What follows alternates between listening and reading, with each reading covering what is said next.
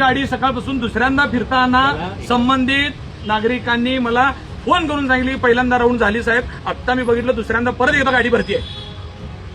हा मग येऊन विचारलंय ही गाडी कशाची भरली काय. अहो एकीकडे आपण रोज गरिबाचे तोडून आणतो, लोक रस्त्यावरती रडा लागलेत, पण आपण म्हणतो चला शहर स्वच्छतेच्या नावाखाली मोहीम चालू आहे, चांगली गोष्ट आहे. पण साहेब ही काय शहर स्वच्छ करायचं आहे का शहर साफ करायचं आहे लोकांच्या खिशातनं पैसे काढून.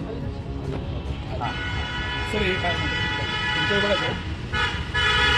बघा तरी अतिक्रमण विभाग मग त्यांचं नियंत्रण अधिकारी हे कुठं पडलं गाडी कुठली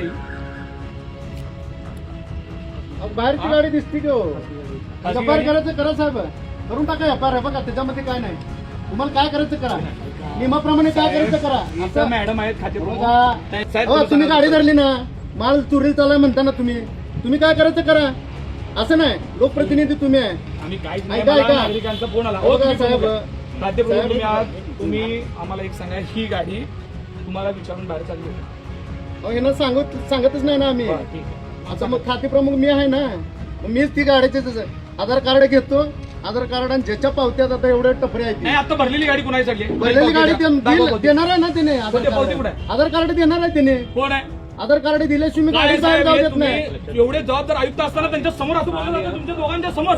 आयुक्त आहे तुम्ही, ही काय बोलणार तुम्ही, ही कार्यपद्धती आहे. कारण साहेबांचं म्हणणं घ्या.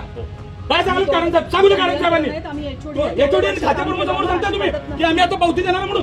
तुम्हाला सांगायला तुम्ही आयुक्त नाही आयुक्त आहे तिथं महापालिकेच्या आयुक्तांनी सांगा आता की खणी जे सांगतात त्याशी तुम्ही सहमत आहे का. हा कार्यपद्धती चुकीची आहे. जे नियंत्रण अधिकारी आहेत विभागाचे त्यांनी जी कार्यपद्धती अवलंबला पाहिजे त्या पद्धतीचं इथं चित्र दिसत नाही आहे. त्यांनी त्याचा व्यवस्थित खुलासा घ्या आणि कार्यक्रमासंदर्भात जी काही कायदेशीर कार्यवाही आहे ती करण्यात यावी.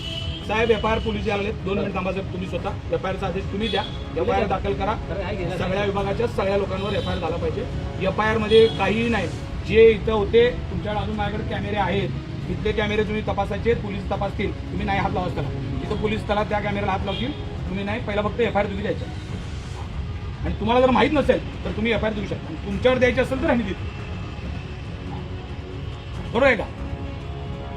तुम्हाला द्यायची नसेल तर तुमच्या सहित आणि देतो.